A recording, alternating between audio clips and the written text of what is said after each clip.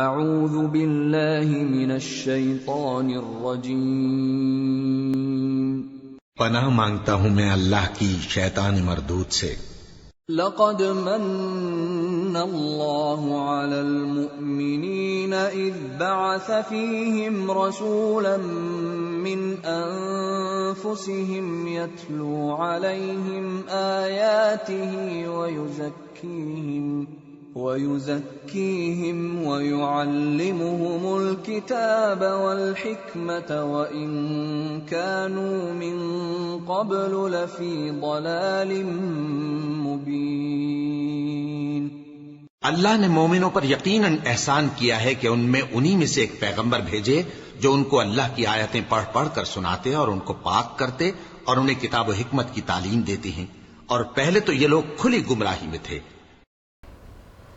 ان الحمد لله نحمده ونستعينه ونستغفره ونعوذ بالله من شرور انفسنا ومن سيئات اعمالنا من يهده الله فلا مضل له ومن يضلل فلا هادي له واشهد ان لا اله الا الله وحده لا شريك له واشهد ان محمدا عبده ورسوله يا ايها الذين امنوا اتقوا الله حق تقاته ولا تموتن الا وانتم مسلمون يا أيها الناس اتقوا ربكم الذي خلقكم من نفس واحدة وخلق منها زوجها وبث منهما رجالا كثيرا ونساء واتقوا الله الذي تساءلون به والأرحام إن الله كان عليكم رقيبا يا أيها الذين آمنوا اتقوا الله وقولوا قولا سديدا يصلح لكم أعمالكم ويغفر لكم ذنوبكم ومن يطع الله ورسوله فقد فاز فوزا عظيما اما بعد فإن خير الحديث كتاب الله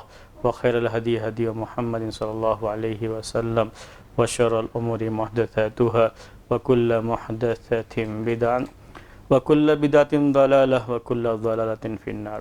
محترم بھائیو، پچھلے ہفتے آپ کے سامنے جمع بین الصلاتین یعنی دو نمازیں اکٹھی پڑھنا، ایک ساتھ پڑھنا، اور وہ بھی سفر میں نہیں بلکہ حضر میں مقیم ہوتے ہوئے، اپنے شہر میں رہتے ہوئے دو نمازیں ایک ساتھ پڑھنا، یہ مسئلہ کیا ہے، اور وہ حدیث جو عبداللہ ابن عباس رضی اللہ تعالی عنہما سے روایت کی گئی ہے، اور وہ صحیح حدیث ہے، صحیح بخاری اور صحیح مسلم کی حدیث ہے، جس میں یہ بیان ہے کہ اللہ کے رسول صلی اللہ علیہ وسلم نے 7 اور 8 اکٹھے پڑھے، یعنی 7 رکعت اور 8 رکعت، اور وہ کہا کہ جو ہے جمع بین الظہر والعصر یا الظہر والعصر جمیعا والمغرب والعشاء جمیعا، آپ نے مغرب اور عشاء کی نماز ایک ساتھ پڑھی، ظہر اور عصر کی نماز ایک ساتھ پڑھی۔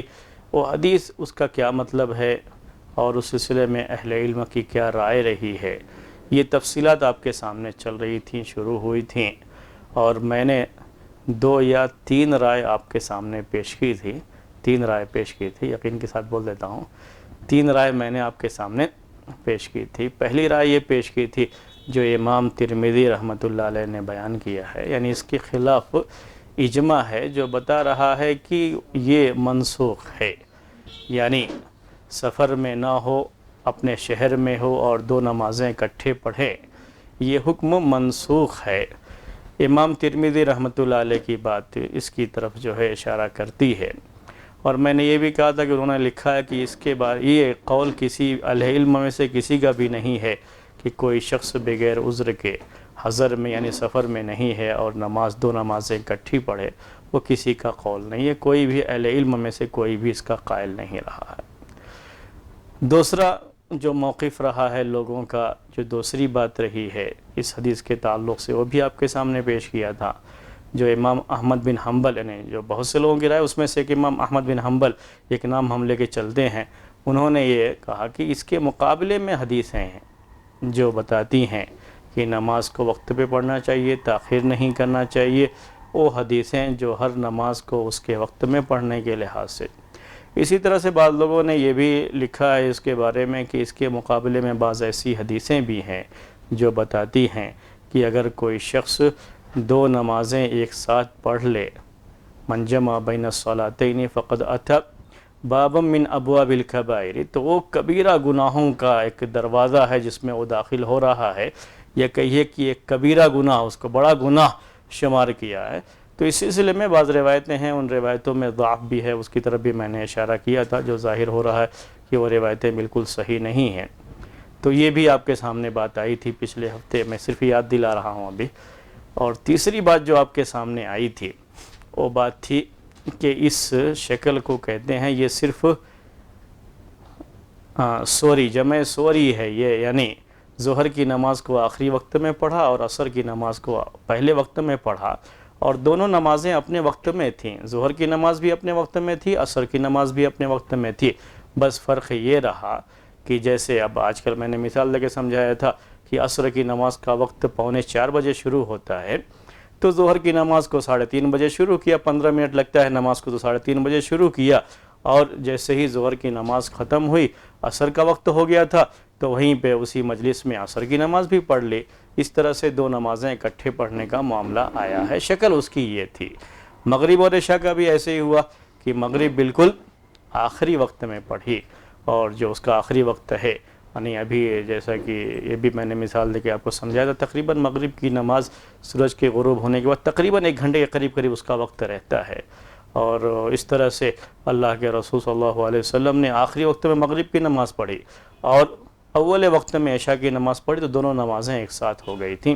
یہ شکل تھی، اس کو جمع سوری کہتے ہیں۔ بہت سے اہل علم اس کے قائل رہے ہیں، اور میں نے آپ سے یہ بھی بتایا تھا کہ جو لوگ اس کے قائل رہے ہیں انہوں نے کہا کہ ایسی چیز جو ہے رہی ہے، اللہ کے رسول صلی اللہ علیہ وسلم نے حمنہ بنت جہش رضی اللہ تعالی عنہ، بعض خواتین جن کو حیض کا خون، استحاضے کا خون بہت زیادہ آتا تھا، یعنی حیض کے خون کے علاوہ جو ہے خون بیماری کی وجہ سے آتا ہے، جس کو استحاضے کا خون کہتے ہیں، جس میں نماز پڑھنا معاف نہیں ہوتا ہے، نماز پڑھنا واجب ہوتا ہے، نماز پڑھنی پڑتی ہے، تو اس میں آپ نے کہا تھا اس خاتون سے کہ اگر تم ایسا کر سکتی ہو کہ ظہر کی نماز کو تھوڑا تاخیر سے اور عصر کی نماز کو اس کے اول وقت میں پڑھو، وہی جمع سوری، ایسا تم کر سکتی ہو اور دونوں کے لیے غسل کر لو۔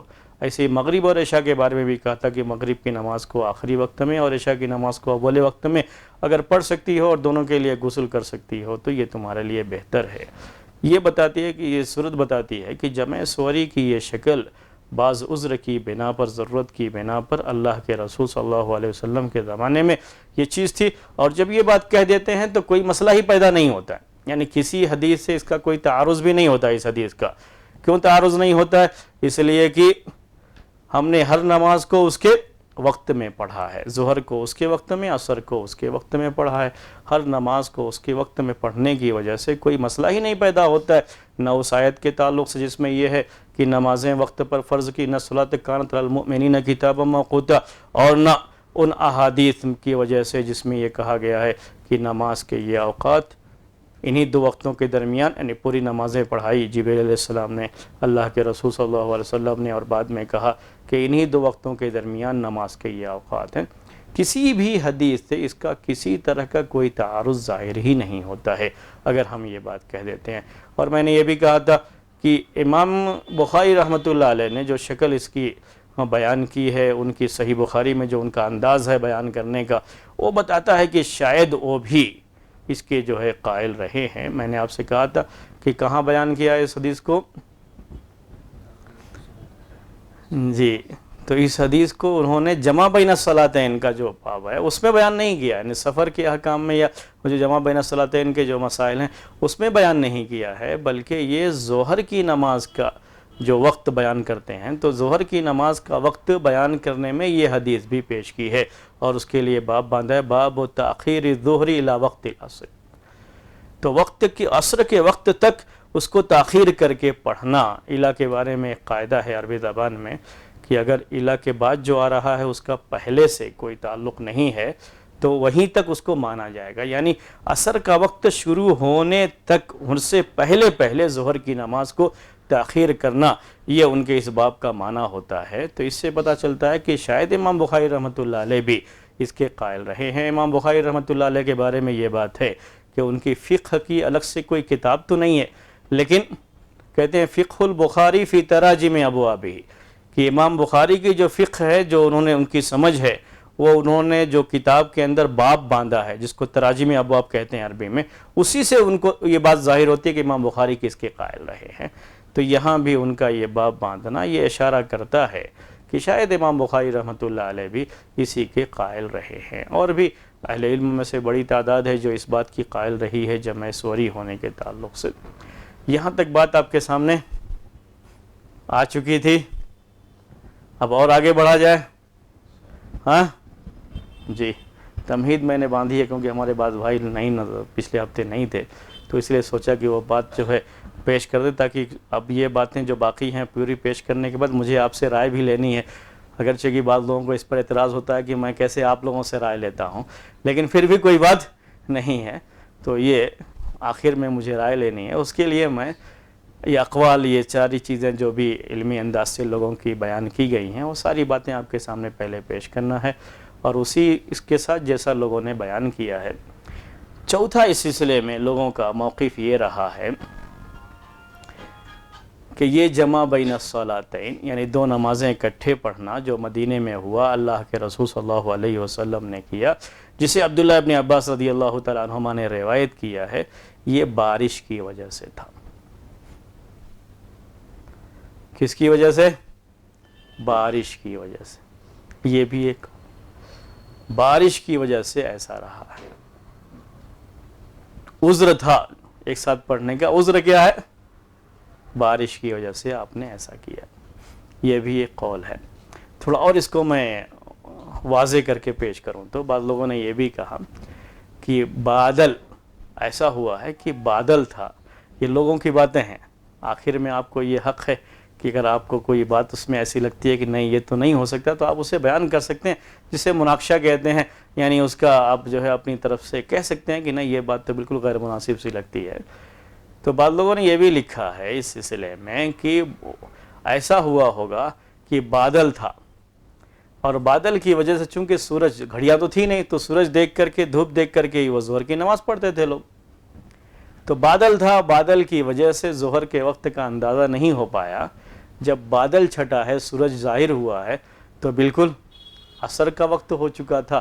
اس طرح سے اللہ کے رسول صلی اللہ علیہ وسلم نے ظہر اور عصر کی نماز اکٹھے پڑھی، عذر یہ تھا۔ سمجھ میں آئی بات آپ کو؟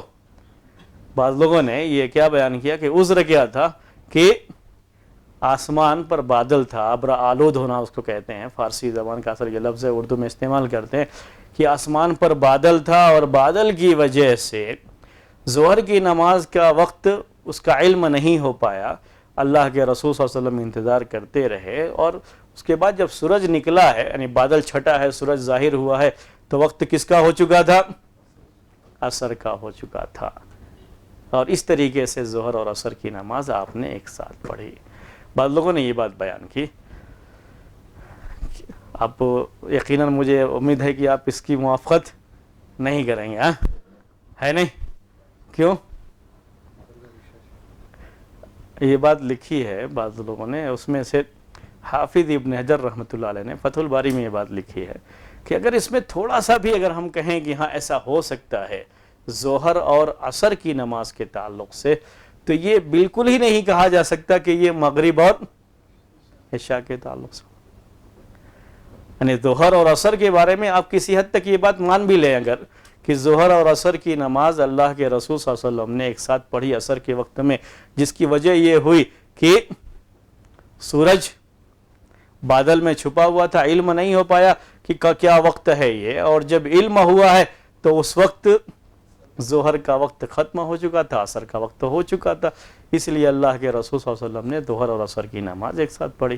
حافظ ابن حجر رحمۃ اللہ علیہ نے اس کا جو رد کیا وہ یہ کہ اگر اس میں ادنا سا بھی گمان ہو سکتا ہے کہ ظہر اور عصر کے تعلق سے بہت معمولی اگر ہم مان بھی لیتے ہیں ظہر اور عصر کے تعلق سے، تو مغرب اور عشاء کے بارے میں کیا کہیں گے، کیونکہ مغرب اور عشاء کا تعلق سورج کے سے نہیں ہے، سورج کے غروب ہونے کے بعد ہی تو مغرب کا وقت ہوتا ہے، اس لیے مغرب اور عشاء میں تو یہ بات نہیں آ پائے گی، یہ معاملہ نہیں ہو پائے گا۔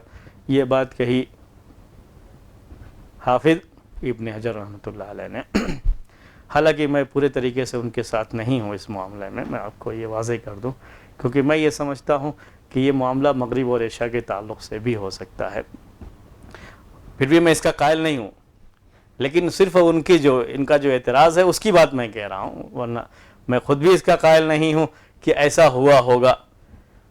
لوگ بعد میں جب حالات بدل جاتے ہیں، زمانے بدل جاتے ہیں، تو لوگ اس طرح کی باتیں سوچ سکتے ہیں، جو اس زمانے میں رہا ہوگا وہ نہیں سوچ سکتا، کیونکہ اس طرح کے حالات بارش کے موسم میں کثرت سے ہوتے ہیں۔ جو ایسے علاقے جہاں گرمی ہوتی ہے، بارش خوب ہوتی ہے، آپ معلوم کریں تو ایسے حالات کثرت سے ہوتے ہیں۔ پورا دن کبھی بارش ہوتی ہے، کبھی پورا دن بادل بھی رہتا ہے، اور ایسے ہی مغرب اور عشاء، ظہر عصر پورا ایسے ہی چلتا رہتا ہے۔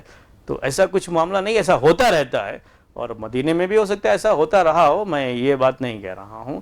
اور مغرب اور عشاء کی بات میں کہہ رہا تھا کہ ممکن ہے یہ، کیونکہ مغرب اور عشاء میں بھی وقت کا اندازہ ان کو سورج سے ہی ہوتا تھا۔ سورج ڈوب گیا، کس کا وقت ہوا؟ مغرب کا۔ اور جیسے ہی شفق غائب، گھڑی کا مسئلہ اس میں بھی نہیں تھا نا، شفق کا تعلق بھی اسی سورج کے ڈوبنے سے ہی ہوتا ہے، جو لالی ہوتی ہے وہاں پر، اسی سے اس کا بھی تعلق ہوتا ہے۔ شفق نظر آ رہی ہے جب تک، تب تک مغرب کا وقت ہے، جب یہ شفق غائب ہو جائے تو عشاء کا وقت شروع ہو جاتا ہے۔ اور اس زمانے میں ایسے ہی اندازہ لگاتے تھے کہ ستارے طلوع ہو گئے ہیں، شفق اب غائب ہو رہی ہے تو عشاء کا وقت ہو گیا۔ اس کا تعلق بھی اسی سے ہے، یعنی وقت کا اندازہ لگانے کا تعلق بھی ان کے یہاں اسی سے تھا۔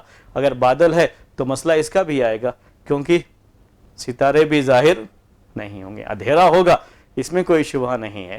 لیکن اندھیرا ہونے سے آپ کو یہ تو ہو سکتا ہے کہ رات ہو گئی، لیکن مغرب کا وقت ختم ہوا یا نہیں ہوا، اس کا اندازہ لگانا پھر بھی مشکل ہوگا۔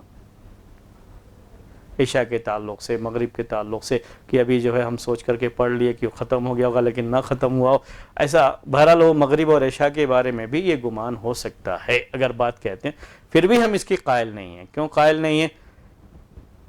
ان کو اس طرح کا اندازہ ہو جاتا ہے، وقت سے بھی اس طرح کا اندازہ ہو سکتا ہے۔ مغرب کا سورج غروب ہونے کو جو مغرب کا وقت ہوتا ہے، مغرب کا وقت ہوا، عشاء کا وقت ہو گیا ہوگا، اس طرح کا اندازہ ان کو ہو جاتا ہے۔ جو لوگ اس طرح کے علاقوں میں رہتے ہیں، جب آدمی کے پاس وسائل ہوتے ہیں تو یہ وسائل انسان کو کمزور کرتے ہیں۔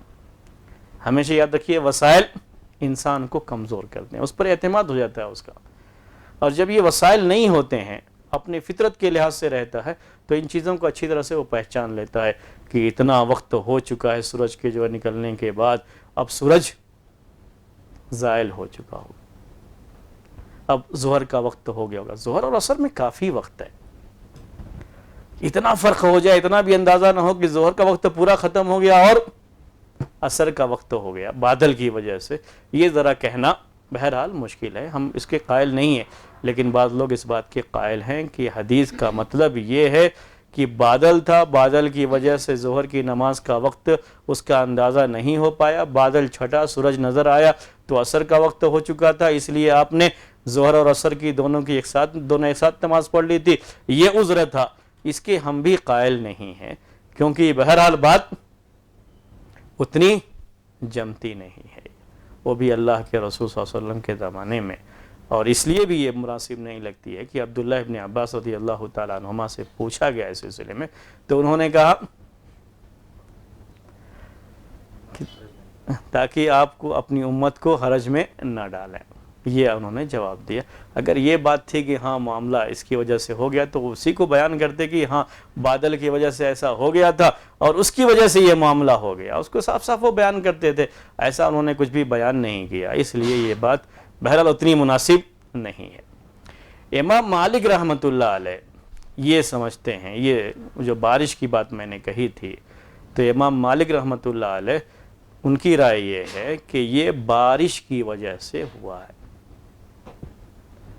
اور مدینے کے لوگوں کی رائے جس کو خاص طریقے سے امام مالک رحمۃ اللہ علیہ لیتے ہیں، اور عبداللہ ابن عمر رضی اللہ تعالیٰ عنہما کا عمل جس کو خاص طریقے سے امام مالک رحمۃ اللہ علیہ بڑی اہمیت دیتے ہیں اور اسے لیتے بھی ہیں، اس سلسلے میں عبداللہ ابن عمر رضی اللہ تعالیٰ عنہما سے یہ بات آئی ہے کہ اگر بارش کی رات ہو تو مغرب اور عشاء کی نماز کو ایک ساتھ پڑھ لیتے تھے، اس کو ذہن میں رکھیں۔ اور یہی بات امام مالک رحمۃ اللہ علیہ عبداللہ ابن عباس رضی اللہ تعالیٰ عنہما کی حدیث کے بارے میں یہی بات کہتے ہیں۔ وہ کیا کہتے ہیں؟ یہ چیز، یہ جمع بین الصلاتین کس کی وجہ سے ہے؟ بارش کی وجہ سے. لیکن ان کے یہاں بارش کی وجہ سے دو نمازیں ایک ساتھ پڑھنا جائز ہے مالکیہ کے یہاں. امام مالک اس کی قائل رہے ہیں، لیکن یہ صرف مغرب اور عشاء کے تعلق سے. یہی سوال آتا ہے ان کے اس جو ہے موقف پر کہ اگر آپ یہ بات کہتے ہیں مغرب اور عشاء کے تعلق سے، تو پھر آپ ظہر اور عصر کے بارے میں یہ بات کیوں نہیں کہتے؟ ظہر اور عصر ان کے یہاں اکٹھی پڑھنا جائز نہیں ہے بارش کی وجہ سے، اور بارش کی وجہ سے مغرب اور عشاء اکٹھی پڑھنا جائز ہے. تو عبداللہ ابن عباس رضی اللہ تعالیٰ عنہما کے اس حدیث کا صرف ایک ہی حصہ، یعنی مغرب اور عشاء ایک ساتھ پڑھنا، اور یہ بارش کی وجہ سے تھا، انہوں نے یہ ایک حصہ لیا. اور اس کو لینے کی وجہ کیا ہے؟ میں نے آپ سے کہا کہ عبداللہ بن عمر رضی اللہ تعالیٰ عنہما کا یہ عمل تھا، وہ بارش کی وجہ سے مغرب اور عشاء کی نماز ایک ساتھ پڑھتے تھے. اور ان کو آپ جانتے ہیں کہ عبداللہ بن عمر رضی اللہ عنہما کا عمل، وہ مدینہ میں ہی تھے اور ان کا عمل بہت لیتے تھے. یہ یعنی امام مالک رحمۃ اللہ علیہ بڑی جو ہے خاص بات تھی. جیسے احناف عبداللہ ابن مسعود رضی اللہ تعالیٰ عنہ کا عمل خاص طریقے سے لیتے ہیں، ویسے ہی جو ہے یہ مالکیہ امام مالک رحمۃ اللہ علیہ عبداللہ بن عمر رضی اللہ تعالیٰ عنہما کا کوئی عمل ہے تو اس کو ضرور لیتے ہیں. یہ ایک رائے ہے. یہ رائے کیا ہے؟ کس کی وجہ سے تھا؟ یہ بارش کی وجہ سے. ٹھیک ہے. اور لیکن امام مالک رحمۃ اللہ علیہ اس کے قائل ہے، امام مالک رحمۃ اللہ، لیکن وہ صرف مغرب اور عشاء میں یہ لیتے ہیں. ظہر اور عصر ان کے یہاں بھی بارش کی وجہ سے ایک ساتھ پڑھنا جائز نہیں ہے. یہ چوتھی بات تھی جو اس حدیث کے تعلق سے لوگوں نے جو ہے لوگوں کا جو موقف رہا ہے اس کے بارے میں. یہ چوتھی بات تھی جو امام مالک رحمۃ اللہ علیہ کے تعلق سے تھی، اور میں نے آپ کے سامنے پیش کیا. وہ کس کے لیے مانتے ہیں؟ بارش کی وجہ سے مانتے ہیں.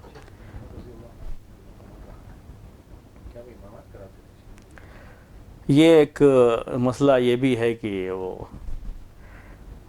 جو امیر تھے مدینہ کے، اور اس طرح کے جو خلفائے بنی امیہ جن کو بناتے تھے، وہ لوگ ایسا کرتے تھے. عبداللہ بن عمر رضی اللہ عنہ بھی ان کے ساتھ جو ہے نماز پڑھتے تھے. اس کے لحاظ سے لوگ یہ بات جو ہے لیتے ہیں. ایک تو یہ ہے، اور دوسری یہ کہ ان کا اپنا عمل بھی نقل کیا ہے بعض لوگوں نے کہ انہوں نے بھی دو نمازیں ایک ساتھ پڑھی ہیں اس کی وجہ سے، بارش کی وجہ سے.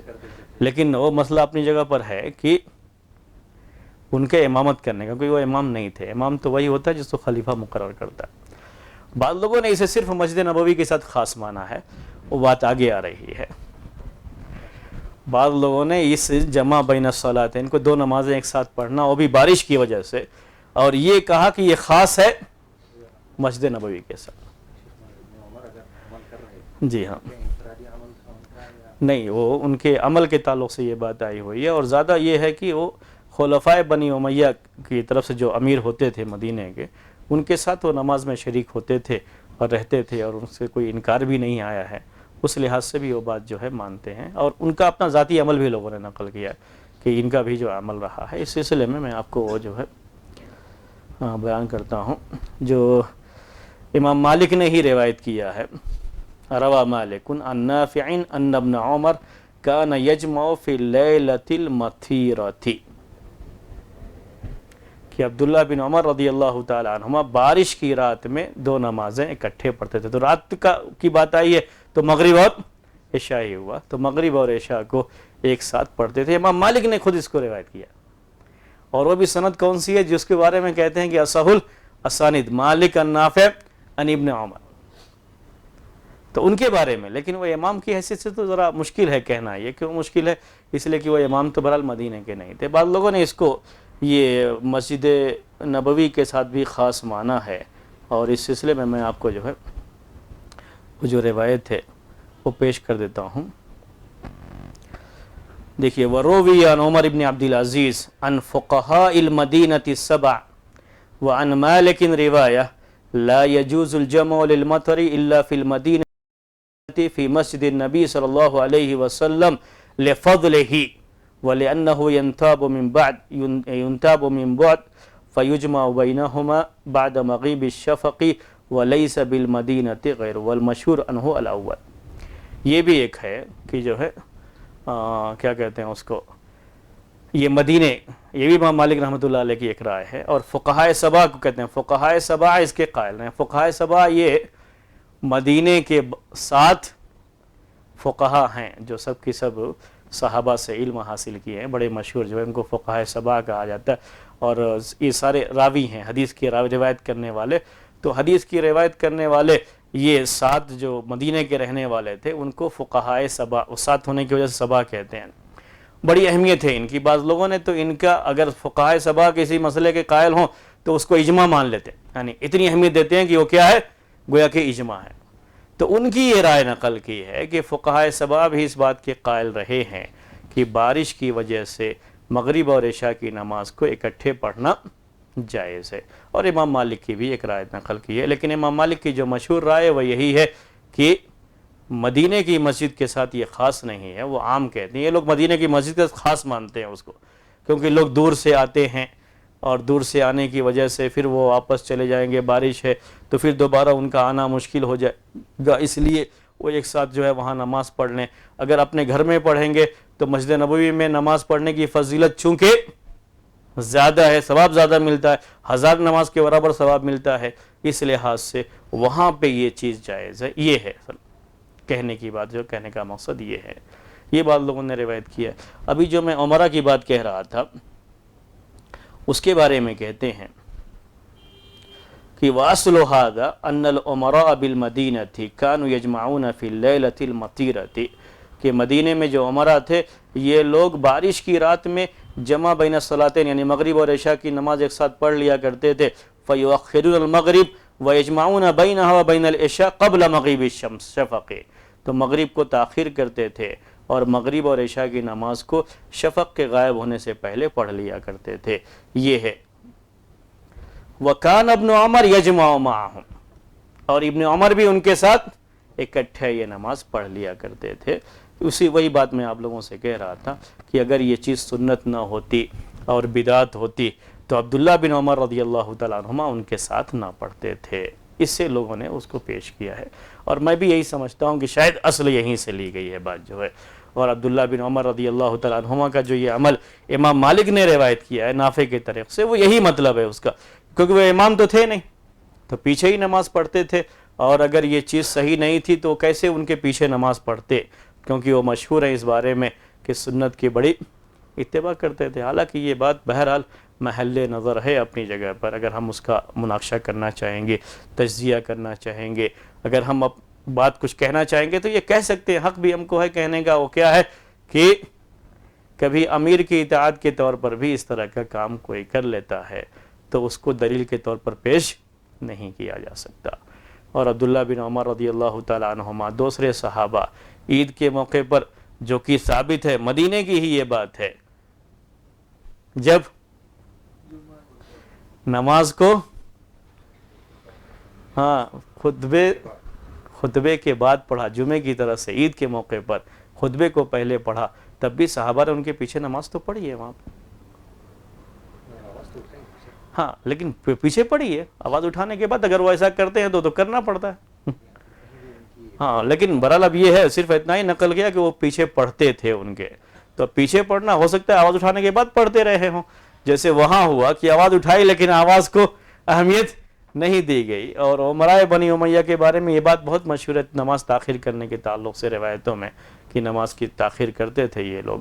اور اللہ کے رسول صلی اللہ علیہ وسلم کی بھی یہ جو ہے حدیث ہے کہ تم ایسے خلفاء آئیں گے جو نماز کو تاخیر کر کے پڑھیں گے، تم نماز کو اس کے وقت میں پڑھ لو، پھر ان کے ساتھ بھی پڑھ لو.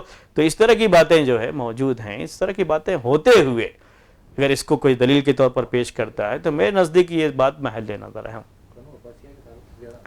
جی بنو امیہ کے تعلق سے بھی عمرائے بنی امیہ نماز کو مؤخر کیا کرتے تھے.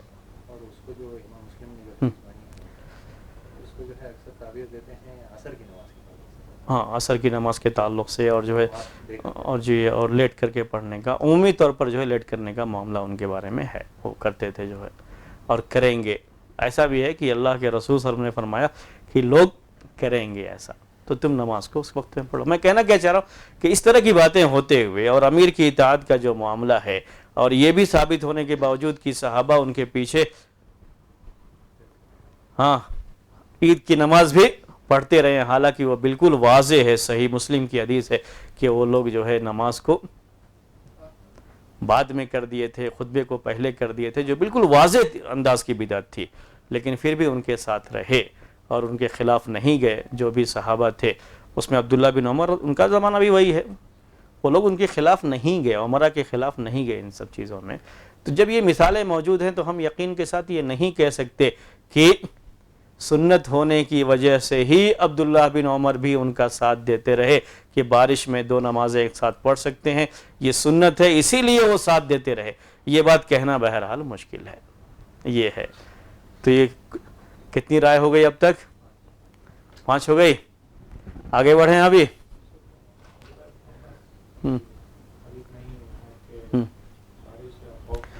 اس کے بارے میں نے اس کے پہلے بتایا تھا، وہ بارش کا لفظ جو اس میں ہے وہ بالکل ثابت، یعنی وہ لفظ تو آیا ہوا ہے.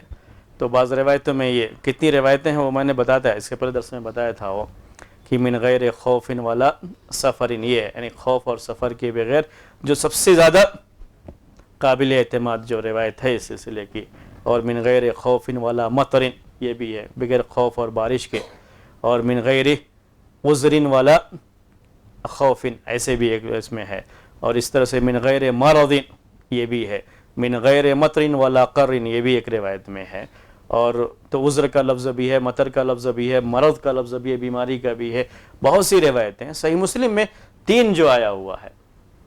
تو حافظ ابن حجر رحمۃ اللہ علیہ کی رائے بھی پیش کیا تھا آپ کے سامنے کہ کسی روایت میں بھی 3 کا تذکرہ نہیں آیا. ہر روایت میں، جس سے یہ پتہ لگتا ہے کہ 2 ہی کہا ہے راوی نے. تو یہ 2 کون سا ہے؟ زیادہ جو ہے راجح جو روایت معلوم ہوتی ہے اس میں وہ یہی ہے، من غیر خوف ولا سفر. تو اس لیے وہ بات یعنی اسی لیے وہ اس کو ذہن میں رکھیں گے تو پھر یہ سوال جو ہے نہیں آتا اس میں.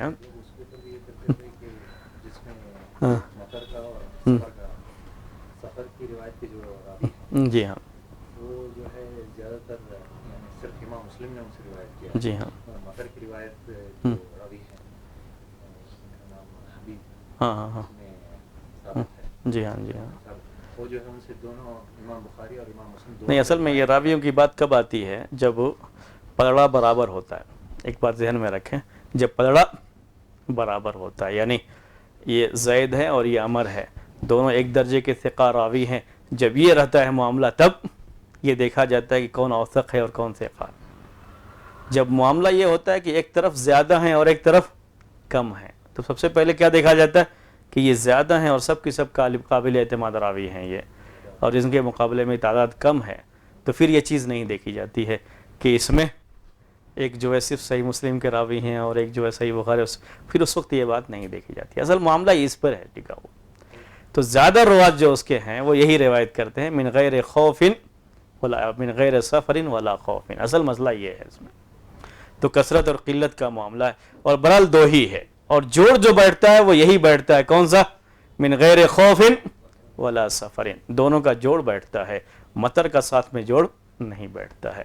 اگر مطر کا جوڑ بیٹھتا ہوتا تو ہم یہ کہہ سکتے تھے کہ بارش کی بغیر بھی یعنی اس کے عذر کے بغیر بھی اللہ کے رسول صلی اللہ علیہ وسلم نے 2 نمازیں ایک ساتھ پڑھیں. اب یہ بات ہو گئی. اس کے بعد جو رائے ہے وہ آپ کے سامنے اب پیش کر رہا ہوں. بعض لوگوں نے اس کو عبداللہ ابن عباس رضی اللہ تعالیٰ عنہما کی اس حدیث کو سفر پر محمول کیا، یعنی یہ 2 نمازیں ایک ساتھ جو آپ نے پڑھی کس میں تھی؟ یہ سفر کا یہ معاملہ تھا. سفر کے بارے میں بعض لوگوں نے یہ بات کہی کہ یہ سفر کا معاملہ تھا. بہرحال یہ ایک روایت میں بیان ہے کہ اللہ کے رسول صلی اللہ علیہ وسلم سفر میں تھے اور آپ نے اکٹھے یہ نماز پڑھی.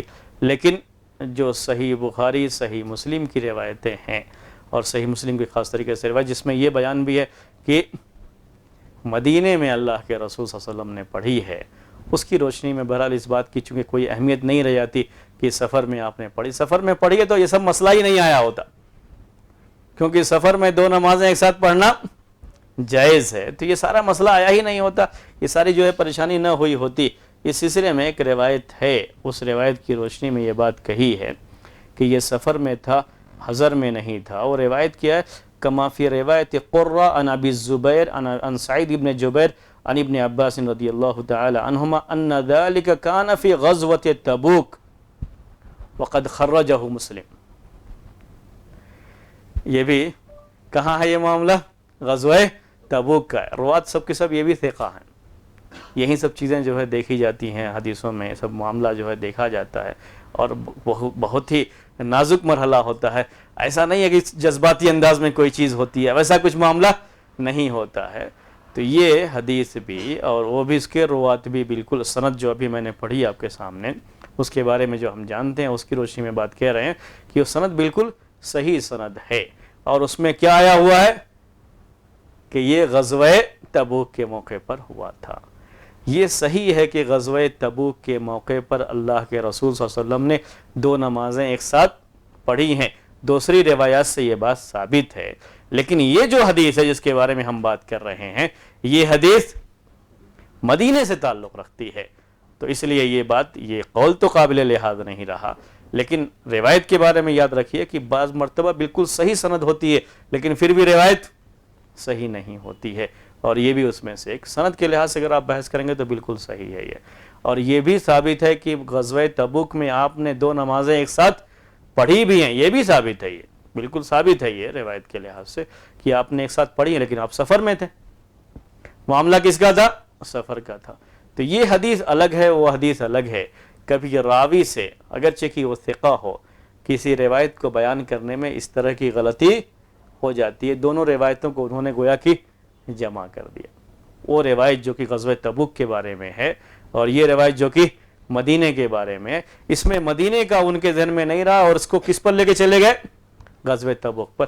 تو اس طرح کی غلطی بیان کرنے میں راوی سے اگرچہ کہ وہ ثقہ ہو جاتی ہے. یہیں پر محدثین کے یہاں شاذ اور محفوظ کی ایک اصطلاح آتی ہے کہ ایک روایت کو محفوظ کہتے ہیں اور دوسری روایت کو شاذ کہتے ہیں. جو لوگ جو مسجد سلفیہ کے دروس میں رہے ہیں علوم حدیث والے, وہ اس بات کو سمجھتے ہیں کہ شاذ اور محفوظ کیا ہوتا ہے. یہیں یہ چیز آتی ہے, یہیں یہ معاملہ آتا ہے. تو شاذ جو حدیث محدثین کے یہاں ہوتی ہے اس کے راوی سب کے سب ثقہ ہی ہوتے ہیں, یعنی بالکل سند صحیح ہوتی ہے اگر آپ دیکھیں گے تو.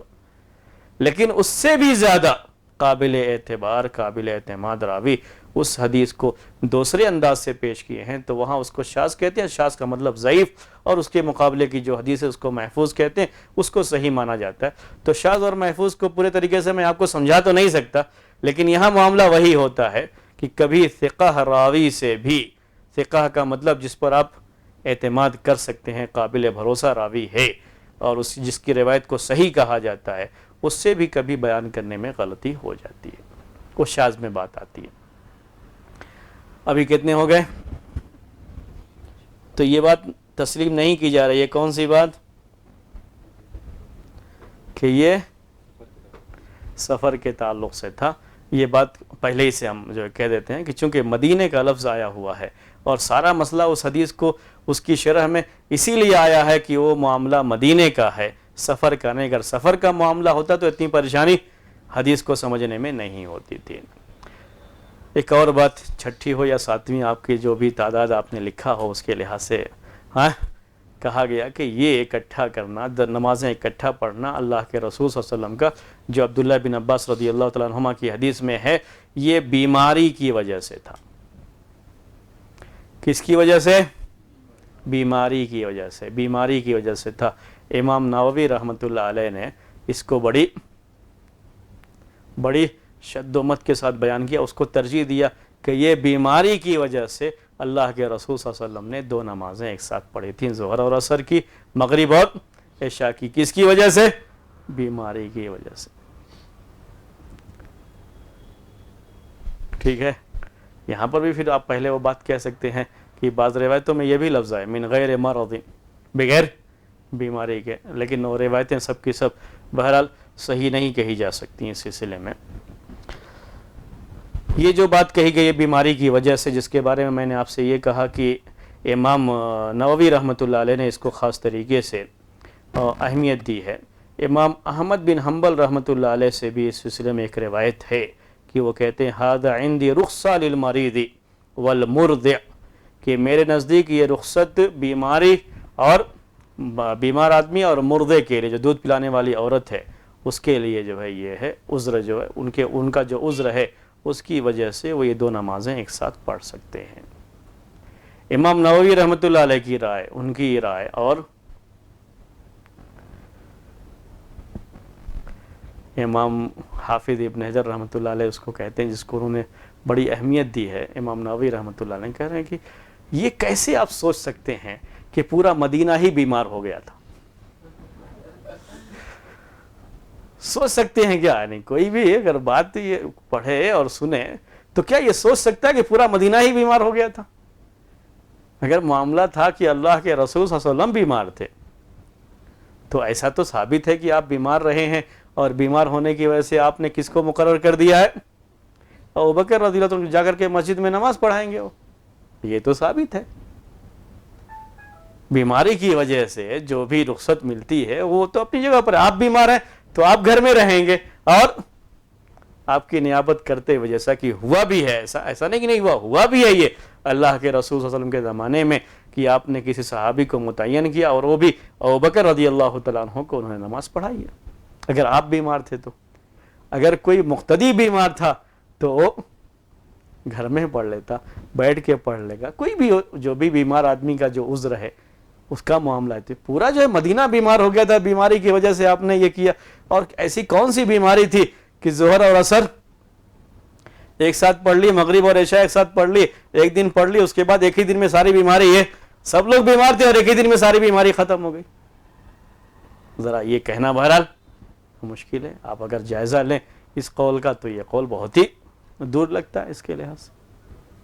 پورا مدینہ بیمار ہو جائے پہلے تو یہ ایک مسئلہ ہے، یا یہ کہیں کہ زیادہ لوگ بیمار ہو گئے تھے تب بھی بہرحال مسئلہ ہے۔ بیمار کے لیے الگ حکم ہے نماز کا، اس کے لیے رخصت موجود ہے، اور دو نمازیں ایک ساتھ پڑھنے کی وجہ سے بیماری میں کوئی تخفیف ہو جائے گی یا اس کا کوئی دوسرا مسئلہ حل ہو جائے گا، ایسا تو کچھ نہیں کہا جا سکتا۔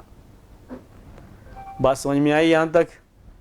ہاں، یہ اقوال تھے لوگوں کے، میں نے پیش کیا آپ کے سامنے۔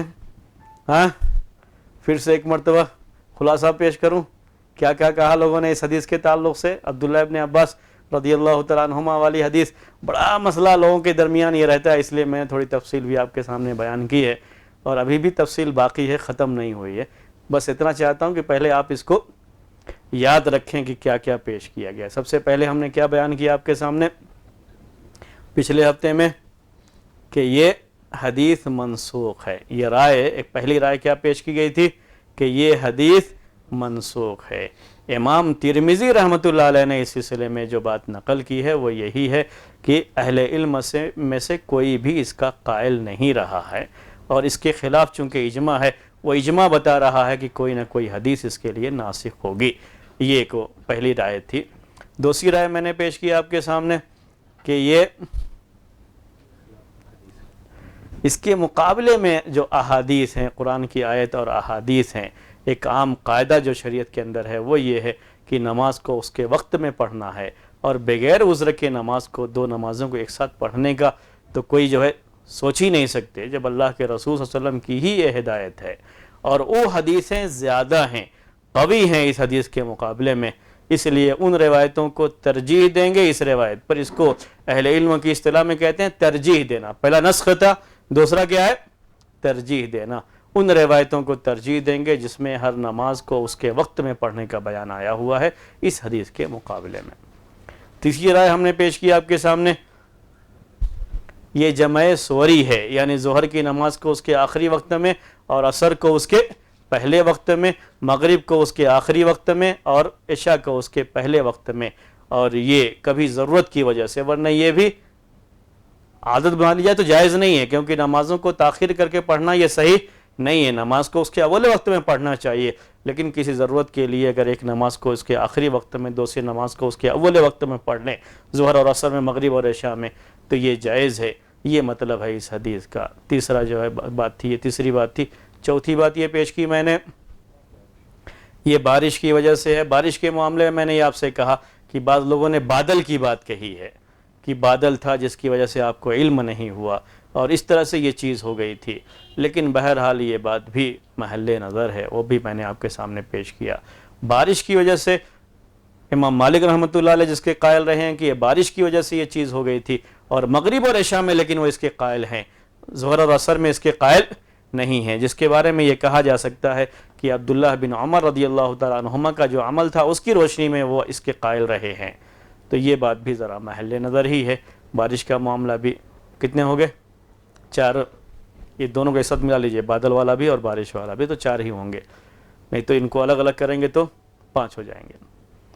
تو 5واں یہ آپ کے سامنے بیان کیا کہ یہ سفر کی وجہ سے تھا، مدینے میں نہیں بلکہ تبوک میں آپ تھے، تب کی یہ بات ہے، لیکن وہ روایت اگرچہ کہ اس کی سند کے راوی سب ثقہ ہیں لیکن پھر بھی محل نظر ہے، شاذ کے حکم میں آئے گی، اور اس کے مقابلے میں جو روایت ہے صحیح روایتیں ہیں اس پہ مدینے کا لفظ آیا ہوا ہے، اور یہی صحیح روایت ہے، اور اسی وجہ سے اس روایت کی، اس حدیث کی شرح میں اتنی باتیں کہی گئی ہیں۔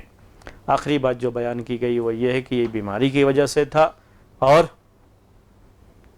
اس کے بارے میں نے آپ سے یہ بات کہی کہ یہ کیسے کہا جا سکتا ہے کہ سب کی سب بیمار۔ مسجد نبوی کے ساتھ خاص جو ہے وہ بارش والا معاملہ، تو بارش کے معاملے میں میں پھر ایک مرتبہ آپ کے سامنے آؤں گا انشاءاللہ۔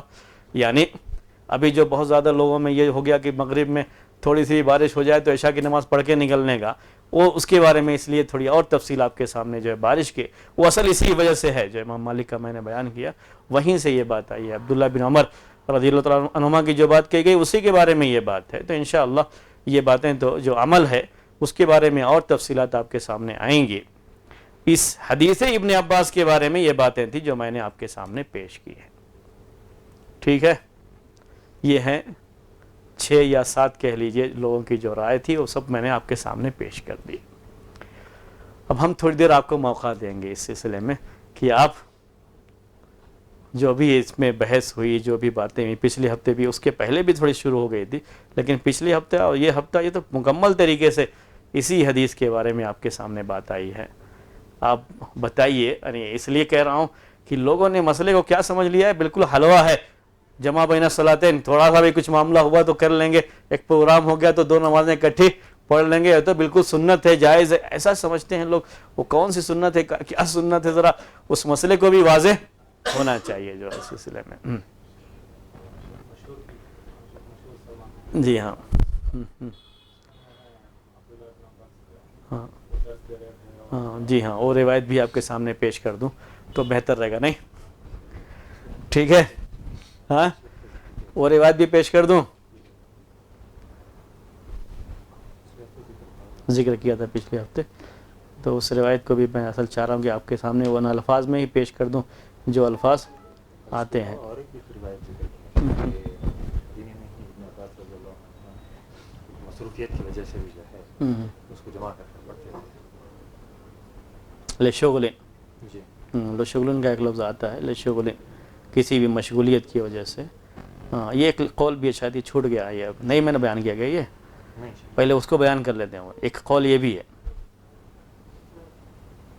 ٹھیک ہے، پہلے یہ بیان کر لوں، یہ قول چھوٹ گیا ہے، اب تک 6 تھے تو یہ 7واں ہوگا کہ کسی مشغولیت کی وجہ سے، ان جمعہ کان لشغل، شغل کہتے ہیں مشغولیت، کسی مشغولیت کی وجہ سے کسی کام میں بزی تھے جس کی وجہ سے اللہ کے رسول صلی اللہ علیہ وسلم نے یہ 2 نمازیں ایک ساتھ پڑھی تھیں، لشغل یہ آتا ہے، تو یہ بھی ایک قول ہے، یہ رہ گیا، انہوں نے یاد دلایا تو میں آپ کے سامنے وہ پیش کروں جو کہ کسی صحابی کے تعلق سے، لیکن یہ اس حدیث کے بارے میں بھی یہ بات کہی گئی ہے کہ یہ کسی مشغولیت کی وجہ سے تھا، اور یہ مشغولیت کی بات ایک روایت میں بیان یہ ہوئی ہے کہ فی روایت حبیب ابن ابی حبیب عن عمر ابن حرم عن جابر ابن زید عن ابن عباس رضی اللہ تعالی عنہما انہ جمع من شغل کما خرجہ النسائی، کہ انہوں نے ایک مشغولیت کی وجہ سے، عبداللہ ابن عباس کے بارے میں کہ مشغولیت کی وجہ سے، سنن نسائی کی بات ہے کہ مشغولیت کی وجہ سے انہوں نے 2 نمازیں اکٹھے پڑھ لی تھیں۔ اور ایسے ہی امام نسائی نے ابن عمر کے تعلق سے روایت نقل کی ہے جو ان کے بیٹے سالم کے سند سے آئی ہوئی ہے کہ جب ان کی بیوی صفیہ کے بارے میں ان کو خبر ملی تھی اور جلدی جانا تھا ان کو، تو انہوں نے ظہر عصر مغرب اور عشاء کی نمازیں اکٹھے پڑھی تھیں، ظہر اور عصر کی اکٹھے، مغرب اور عشاء کی اکٹھے پڑھی تھیں، اور اس سلسلے میں یہ بات جو ہے کہی تھی، اور ان کے بارے میں جو ہے یہ بات آئی ہوئی ہے، اور یہ قول کی مشغولیت کی وجہ سے یہ جائز ہے 2 نمازیں اکٹھے پڑھنا، امام احمد بن حنبل رحمۃ اللہ علیہ کا ایک قول رہا ہے۔ قول کے لحاظ سے اگر کہیں تو کس کا قول رہا ہے؟ امام احمد بن حنبل کا، کہ اگر کسی مشغولیت بزی ہیں اس کی وجہ سے 2 نمازیں اکٹھے پڑھیں، اور اس کو عبداللہ ابن عباس رضی اللہ تعالیٰ عنہما کی حدیث کو اسی پر محمول کیا، لیکن ان کا یہ ایک قول ہے، ایک قول میں پہلے بھی پیش کر چکا ہوں آپ کے سامنے، امام احمد بن حنبل کا، وہ کیا ہے ان کے یہاں، چونکہ اس کے مقابلے کی جو احادیث ہیں وہ زیادہ بھی ہیں اور زیادہ صحیح بھی ہیں، اس لیے اس پر عمل کیا جائے گا، ہر نماز کو اس کے وقت میں پڑھیں گے۔ یہی مشہور قول ہے شیخ، کون سا؟ مشغولیت کی وجہ سے جمع کر کے پڑھ سکتے ہیں۔ کیسے کیسے؟ نابلہ کے پاس، حالانکہ امام احمد بن حنبل کی طرف منسوب دو اقوال ہیں، جی ہاں، اس میں سے تین ہیں ان کے تعلق سے، تین ہیں۔ زیادہ مشہور جو ہے یہی ہے کہ مشغولیت یا کچھ عذر کی وجہ سے جو ہے جمع کی جا سکتی ہے عذر میں بھی۔ جی یہ ہے، میں تو اس کے بارے میں نہیں جانتا، لیکن عبداللہ ابن عباس رضی اللہ تعالیٰ عنہما کی حدیث کے بارے میں شیخ ابن باز کی جو رائے میں نے پڑھی ہے، وہ کہتے ہیں کہ ضرور کوئی ایسی چیز تھی، یا تو بیماری زیادہ رہی ہو، زیادہ لوگ بیمار ہو گئے ہوں، کوئی اس طرح کی بات تھی، تبھی اللہ کے رسول صلی اللہ علیہ وسلم نے ایسا کیا ہوگا، وہ اس پر وہ بھی لیتے ہیں، کوئی نہ کوئی ایسا عذر تھا جس کی وجہ سے آپ نے کیا، بغیر عذر کے تو یہ کرنے کا تو سمجھ میں نہیں آتی بات جو ہے، تو وہ ان کی رائے، وہ بھی فتح الباری کے اس میں نے پڑھی ہے اصل میں، اس لیے مجھے وہ عذر کی وجہ سے قائل ہے، ہاں وہ عذر، کوئی نہ کوئی عذر تھا تو آپ نے ایسا کیا، جی عذر کی وجہ سے آپ نے ایسا کیا، اس طرح کا جو ان کے یہاں کوئی نہ کوئی عذر تھا، اس طرح سے انہوں نے کیا۔ ایک آخری بات اس سلسلے میں اور پیش کر دوں، بعض اہل علم اس کے قائل رہے، بعض ہی ہیں بالکل، یعنی گنتی کے ہی وہ ہیں تھوڑا، کہ بغیر کسی عذر کے دو نمازیں ایک ساتھ پڑھی جا سکتی ہیں، جیسا کہ حدیث میں آیا ہوا ہے، اور شہر میں رہتے ہوئے، مقیم ہوتے ہوئے ایک ساتھ پڑھ سکتے ہیں جیسا اس حدیث میں ہے، اور اس کو اسی کے ظاہر پر محمول کریں گے کہ اللہ کے رسول صلی اللہ علیہ وسلم نے ایک ساتھ پڑھی ہے ظہر عصر کی نماز، مغرب عشاء کی ہم بھی پڑھیں گے بغیر کسی عذر کے۔ ہاں ایسے بھی جو ہے لوگ قائل رہے ہیں، بعض بہت کم ہیں، یعنی اہل علم میں سے جو اس کے قائل رہے ہیں، بعض لوگوں نے اس میں کچھ قید لگائی ہے، اور جن لوگوں نے جو قیدیں لگائی ہیں، شرطیں لگائی ہیں، انشاءاللہ وہ تفصیلات آپ کے سامنے اب آئندہ درس میں آئیں گی، ٹھیک ہے، اور تفصیل ابھی آئے گی آئندہ درس میں اور آئے گی انشاءاللہ۔ تو ابھی شیخ البانی کی بھی کیا رائے ہے وہ بھی آپ کے سامنے پڑھ کے سناتا ہوں، جو ان کے الفاظ ہیں وہ بھی پڑھ کے سنا دیتا ہوں آپ کو، تاکہ آپ کے سامنے وہ بات بھی رہے، واضح رہے کہ ان کی بھی رائے کیا ہے، اور اس سے پہلے کون لوگ جو ہے اس کے قائل رہے ہیں، نہیں رہے ہیں، کیا ہے۔ تو یہ سب چیزیں ہیں، مسئلہ اتنا بھی آسان نہیں ہے۔ عبداللہ ابن عباس والی وہ روایت جو یہ کہہ رہے تھے کہ جو ہے انہوں نے ایک مرتبہ وہ ایسا بیان دے رہے تھے اور وہ معاملہ پیش آیا، اللہ کے رسول صلی اللہ علیہ وسلم کے بارے میں بھی بعض لوگوں نے یہ بات لکھی ہے، اور بعض روایتوں میں یہ ذکر ہے کہ ایک وفد آیا تھا، اصل میں اس وفد سے بات کرتے کرتے دیر ہو گئی تھی، تو اب اس میں ظہر کا بالکل آخری وقت ہو گیا تھا، جمع سوری جس کی تائید ہوتی ہے اس سے، وہ ایک روایت میں یہ بھی بیان آیا ہوا ہے۔ جی ہاں، جی کون سے؟ نہیں، یہ عبداللہ ابن عباس کا قول ہے، یہ نہیں، ان سے راوی نے دریافت کیا، ان سے روایت کرنے والا عبداللہ ابن عباس سے روایت کرنے والے راوی نے عبداللہ ابن عباس سے دریافت کیا کہ ایسا کیوں کیا آپ نے، تو انہوں نے کہا لِأَلَّا تَحْرُجَ أُمَّتُهُ، بعض روایتوں میں اس کو لکھا گیا تو ایک ہی ہے، پڑھنے میں تھوڑا اختلاف ہے، بعض لوگ اس کو پڑھتے ہیں لِأَلَّا يُحْرِجَ أُمَّتَهُ، تاکہ آپ اپنی امت کو حرج میں نہ مبتلا کریں، اور بعض روایتوں میں یہ کہ تاکہ آپ کی امت کو پریشانی نہ ہو اس سلسلے میں، لیکن قول کس کا ہے؟ یہ ابن عباس کا۔ اللہ کے رسول صلی اللہ علیہ وسلم کا قول ہوتا تو مسئلہ ہی نہیں تھا، پھر تب اتنی لمبی شرح ہی نہیں آتی تھی اس کی۔ یہ سب مسئلہ اسی لیے ہے کہ آپ کا قول نہیں ہے، اسی لیے سنت کا بھی معاملہ، کون سی سنت ہے یہ جو عبداللہ ابن عباس رضی اللہ تعالیٰ عنہما کے قول میں بھی یہ بات موجود ہے، وہ روایت بھی آپ کے سامنے پڑھنی ہے ابھی، جس میں وہ بیان دے رہے تھے، اور ایک صاحب آ کے بولتے ہیں نماز کا وقت ہو گیا، تو پھر جو آ کے بولتے ہیں، پھر آ کے بولتے ہیں، آخر میں بولتے ہیں کہ تم مجھے سنت سکھاتے ہو، میں یہ خود جو ہے اللہ کے رسول صلی اللہ علیہ وسلم کی سنت ہے۔ پھر ابو ہریرہ کے پاس گئے، انہوں نے بھی اس کی وہ روایت جو ہے وہ بھی آپ کے سامنے پیش کریں گے، اس میں جو الفاظ ہیں ان الفاظ کو بھی ہمارے سامنے وہ الفاظ بھی ہونے چاہیے۔ اس سے کیا بات سمجھ میں آتی ہے؟ بات تو یہ سمجھ میں آتی ہے کہ سورج کے غروب ہونے سے پہلے ہی سلسلہ شروع ہوا تھا، یہ اور چلا ہے. آپ کیا سمجھتے ہیں کہ کیا وہ 12 بجے تک جو ہے وہ دیتے رہیں گے درس، اس کے بعد جو ہے اٹھے ہوں گے؟ وہ انشاءاللہ وہ بات بھی آئے گی آپ لوگوں کے سامنے. ہاں ٹھیک ہے، اس میں صرف اتنا ہی ہے کہ تارے نظر آ گئے. تارے نظر آنا تو بالکل شفق کے غائب ہونے کے ٹائم میں بھی، یعنی جو مغرب کا آخری وقت ہوتا ہے اس وقت بھی تارے نظر آ جائیں گے آپ کو. تارے نظر آنا تو کوئی ایسی بڑی بات نہیں ہے. اتنا کہہ سکتے ہیں کہ مغرب کو تھوڑا تاخیر کر کے پڑھی انہوں نے، اتنا ہی اس سے بات ثابت ہوتی ہے. اور اس سے پورے طریقے سے یہ کہ عشاء کے وقت میں پڑھی تھی، وہ بات اس روایت سے، اس روایت کے جو الفاظ ہیں، مجھے وہ روایت اس سے جو ہے وہ بات سمجھ میں نہیں آتی ہے کہ ہاں اتنی تاخیر انہوں نے کی ہو. پھر بھی اگر کی ہے تو ان کی ایک رائے ہے، ان کا ایک معاملہ ہے. انشاءاللہ وہ باتیں آئیں گی، ابھی باقی ہیں. ہاں ٹھیک ہے، اگر آپ لوگ اجازت دیں تو ختم کر دوں. سبحانک اللہم و بحمدک اشہد ان لا الہ الا انت استغفرک و اتوب الیک.